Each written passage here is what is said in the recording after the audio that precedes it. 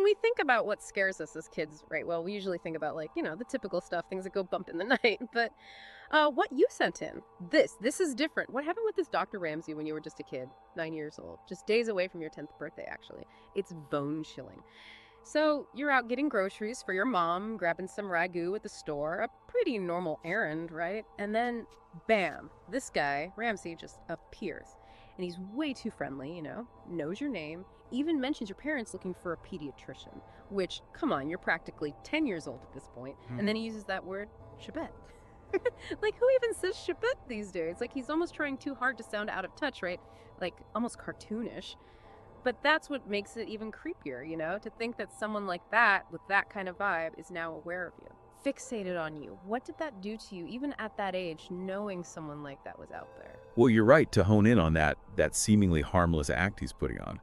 Because honestly, it's textbook predator behavior, right? Offering treats, using childish language, it's all very calculated.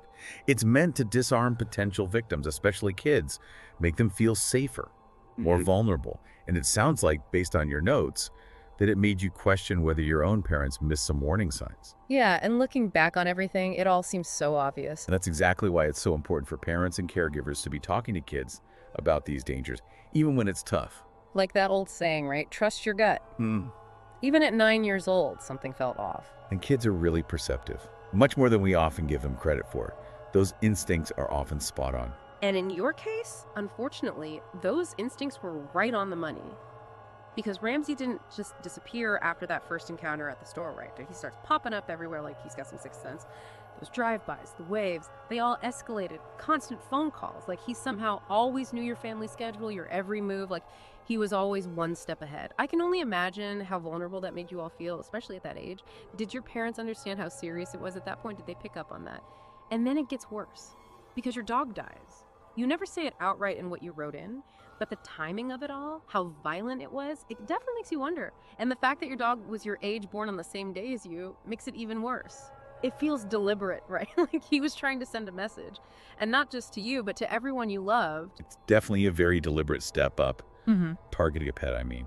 It's meant to isolate you, intimidate you. And for a child, especially one so attached to their pet, it can be really scarring.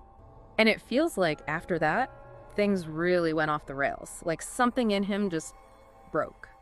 Because the threats, they get way worse. He starts talking about the house, about ways to get in, that window in the kitchen, the French doors. You said your dad actually tried to nail those doors shut. That's terrifying to even imagine. You were basically living in a nightmare, always looking over your shoulder. And this is where the law really fails you at the time. There weren't really laws about stalking and harassment then, not like today at least. And you said the police, even though they knew, they couldn't really do anything. It's amazing how often that comes up.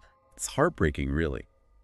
The family reaches out for help, and instead, they're told to just deal with it on their own. Which is insane when you think about it. Being told that no one can help you, especially when you're just a kid, it's no wonder you felt so helpless. Exactly, that feeling as a name, learned helplessness. Yeah.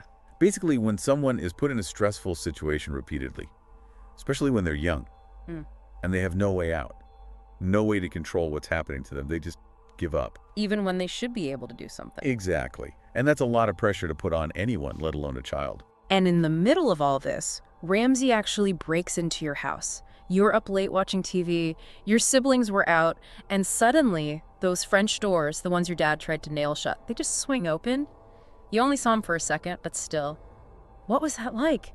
To see him standing there in your house? I can't imagine seeing that shape in the doorway, knowing it's him. And yet you got through it. You turned off the lights, right? Grabbed knives, huddled with your siblings. You didn't freeze. You took action. It's like something takes over in those moments, right? That survival instinct. Exactly. Our brains, they're capable of so much more than we realize. Still, though, to go through something like that so young. It stays with you, for sure. You said your brother, even afterwards, he would feel like he was being watched in the kitchen. Even when he knew Ramsey wasn't there. Exactly. That's trauma, Yeah. That feeling of unease, of always being on edge. It's your mind trying to make sense of something that, well, it doesn't make sense. Right, because logically you know the danger is gone. But your subconscious, it's still holding on. Yeah. Still trying to protect you, even when you're safe. And the craziest thing about all of this is that it just stopped one day. Ramsey was gone. No explanation, no anything. Like, the story just ended, Yeah. but you're still living with it. That lack of closure is one of the hardest things for people to deal with. Our brains, we crave an ending, especially with trauma. Because without it, those what ifs, they just keep swirling around. Exactly. They can haunt you for years. You mentioned having nightmares even now about him standing over your bed. It's like your mind can't let go, even after all this time. Trauma, it has a way of doing that. Yeah. Burrowing into your subconscious. But the fact that you're facing it head on now, by writing about it, I mean, that says a lot about your strength. You're working on a memoir about all of this, right? It's a powerful thing to take back your story like that. Trying to make sense of it all. Do you think maybe that by writing about it, you can finally start to heal? It's different for everyone, of course. Yeah. But facing those demons, it can be incredibly freeing. Well, I, for one, can't wait to read it. And on that note, we've reached the end of our deep dive into this terrifying experience. Thank you again for sharing your story with us. And to everyone listening, remember, even in the darkest of times, there's always hope. And there's always help. Keep asking those tough questions and never stop searching for your truth.